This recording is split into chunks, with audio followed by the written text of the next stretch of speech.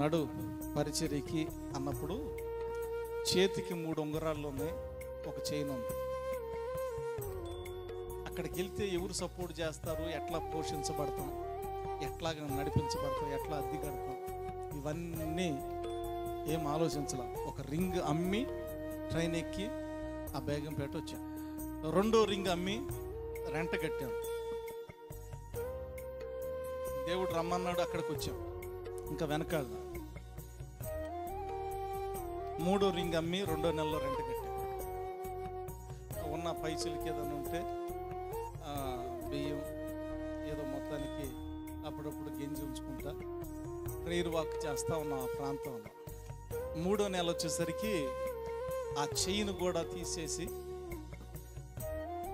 ఒక 3 నెలలు సర్వైవ్ చేసాం. ఇంకా 4వ నెలలో లేదు. 4వ నెలలో లేదు, ఏం చేద్దాం అనే ఆలోచన అయితే రాలేదు. కానీ ఆ ఆలోచన కనుక వస్తే, ఒకవేళ రాలేదు, ఒకవేళ వస్తే తిరిగి వచ్చేసేవాళ్ళమేమో, ఆలోచన అయితే రాల.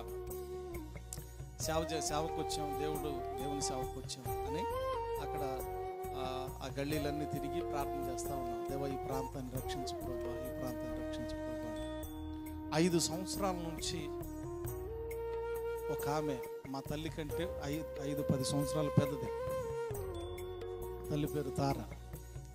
ఆమె వచ్చి, అయ్యా నేను 5 సంవత్సరాల నుంచి ప్రార్థన చేస్తున్నాను, యవనస్తులైనటువంటి భార్య భర్తను ఇక్కడికి నడిపించిన ఆయన. ఇక్కడ అన్నీ ఉన్నాయి, నీ మందిరమే లేదు, చర్చి అనేది ఈ ప్రాంతంలో లేదు.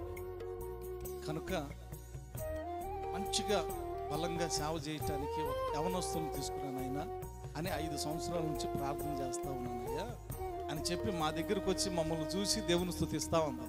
యేసయ్యా నీకు స్తోత్రం ఆయన నడిపించావు, యేసయ్యా నీకు స్తోత్రం ఆయన నడిపించావు, యేసయ్యా నీకు స్తోత్రం ఆయన నడిపించావు అని అంటే దేవుడు నడిపించాడా? నిజంగానే కొంచెం మాకు బూస్ట్ అయింది. ఆమె ప్రార్థన చేస్తూ ఉంది, దేవుని చిత్తంలోనే వచ్చాం, బూస్ట్ అయింది. 4వ నెల వచ్చేసరికి ఆమె సరుకులు తీసుకొచ్చింది. అక్కడున్న కొంతమందిని క్రీస్తుని అంతకుముందే అంగీకరించినటువంటి ఒక 5-6 గ్యాదర్ చేసి వాళ్ళ ద్వారా ఒక 4 నెలలు రెంట కట్టించేసి, దేవుని పిలుపుకు లోబడితే ప్రతి స్థితిలో దేవుని మీద ఆధారపడతాం కదా. ప్రభా, నువ్వు పోషిస్తావు నాయన, నువ్వు నడిపిస్తావు నాయన, నేను నీకు లోబడుతున్నాను నాయన అని లోబడి అక్కడికి వచ్చినప్పుడు సో దేవుడు నడిపించినటువంటి విధానం. ఒక ముసలామె వాళ్ళ అమ్మ 98 సంవత్సరాలు జీవించింది. ఎన్ని సంవత్సరాలు? 98 సంవత్సరాలు జీవించింది. ఒక 2 సంవత్సరాల క్రితం 3 సంవత్సరాల క్రితం ఇక్కడికి వచ్చిన తర్వాతే వెళ్ళి ఆమె భూస్థాపన కార్యక్రమం చేసి వచ్చాను. 86వ సంవత్సరంలో బాప్తిసం ఇచ్చాను. ఆమెకి 86వ సంవత్సరంలో బాప్తిసం ఇచ్చాను. ఆమె మెడలో చైన్ తీసేసేసి, అయ్యా మీరు తాకట్టు పెట్టి, నా పేరు మీద తాకట్టు పెట్టి ఆ రిసిప్ట్ నాకు ఇవ్వండి, నేను ఇడిపించుకుంటా, ఎంత వస్తే అంత తీసుకోండి అంతే. 3 తులాలు 4 తులాలు అంటే పిలుపుకు లోబడితే దేవుడు నడిపించేటటువంటి విధానం ఆశ్చర్యంగా ఉంటుంది. దేవుడు నడిపించే విధానం ఆశ్చర్యంగా ఉంటుంది. పిలుపుకు లోబడాలి, దేవుని పిలుపుకు లోబడాలి.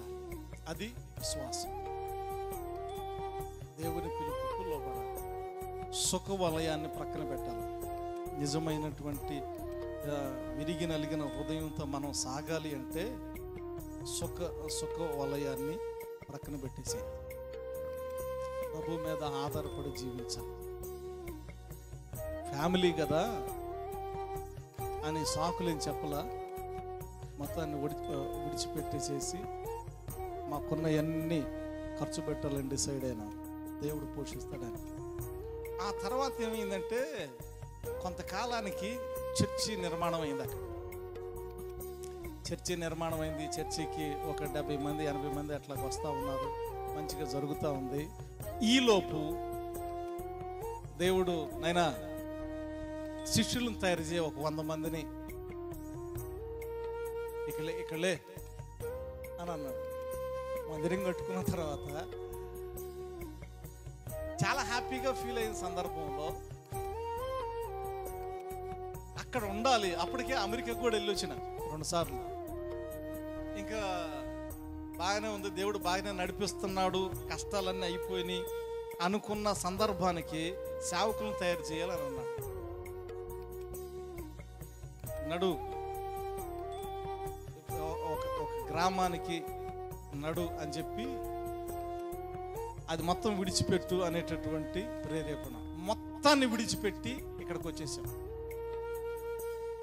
ఇక్కడికి వచ్చిన తర్వాత ఈయన అక్కడ ఏదో చేశాడు,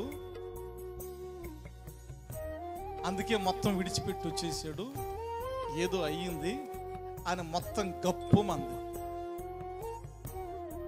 చెడు ఎంత వేగంగా సాగిపోతుందంటే,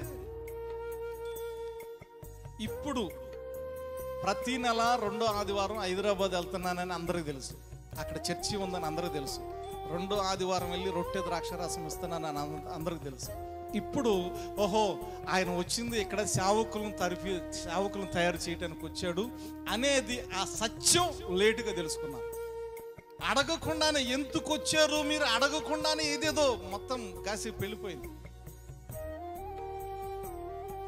ఏమీ పడుచుకోవాలా దేవా, నువ్వు హైదరాబాద్ వెళ్ళమన్నావు, అక్కడ చేశాను, ఇక్కడికి రమ్మన్నావు, సరే వెళ్తున్నా అని చెప్పి వచ్చేసి, దేవుడు రేపు పొద్దున ఇంకొక చోటకి వెళ్ళి ఇంకో పరిచర్య చేయమంటే మొత్తాన్ని విడిచిపెట్టి వెళ్తా.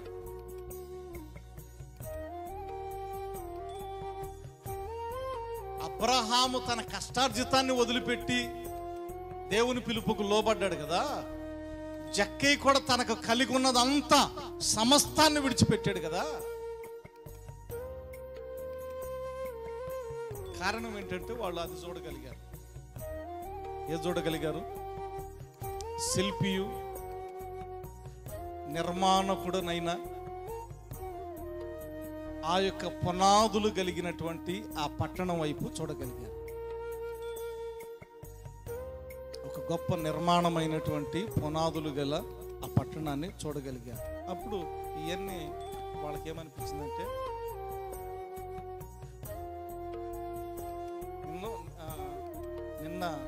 నిన్న ఈ వాక్యాన్ని ధ్యానం చేస్తూ ఉన్నప్పుడు, ప్రభువా నాకు ఏదైతే ఉందో నాకుంది అనేటటువంటి అతిశయం నాకు వద్దు ప్రభువా అని ఏడ్చిన సందర్భం కూడా ఉంది. ఆ పర్టికులర్ ఆ వాక్యాన్ని ధ్యానం చేస్తాను. ఏదైతే నాకు మీరు అనుగ్రహించారో మీ పరిచర్యలో, దానిని బట్టి నేను అతిశయించకూడదు, ఇది కాదు నాకు అది కావాలి అనేటటువంటి విధానం.